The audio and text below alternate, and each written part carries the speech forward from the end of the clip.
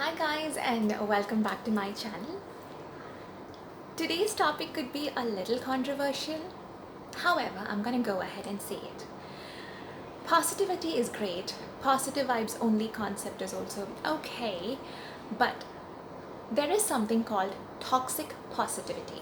Do you think you are a toxic positive person? I never realized much about toxic positivity until bad things started happening to me, and I would go and try to speak with a friend or try to speak with my husband, and they would just be like, "Oh, but look at the positive side," and that started irritating me. Um, I think I have enough common sense to understand that this is an issue that can be fixed in so and so ways. So most of the time when I have an issue, I'm not looking for somebody else to fix that issue for me. I just want someone to listen. And people were just so adamant that I had to be more positive. So recently I did a course by Johns Hopkins University. The course is Psychological First Aid, and there this concept came up again about effective listening, about reflective listening, about when to use reframing techniques. And I was like, I have to make a video because this is some valuable information that could save your friendship, that could save your relationship, whether you're married, whether you're boyfriend and girlfriend, whether you are thinking of moving in together or just moved in together.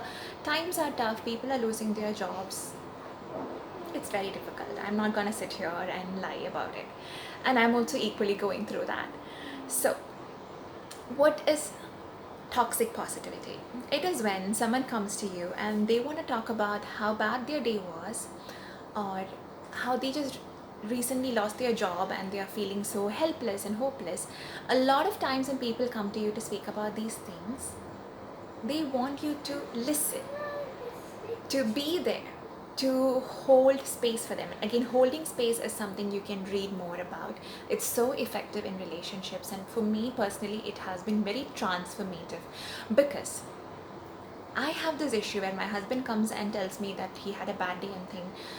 So instead of being like, "Oh, honey, I'm so sorry. Okay, what happened?" I would be like, "Oh, but look at the positive side of things, baby. You are being negative," and that's like, I I am not giving any validation to his emotions. So that's one thing you should know. Every emotion is valid.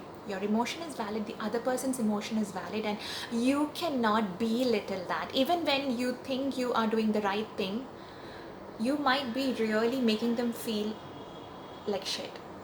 I'm serious. So, first thing, listen.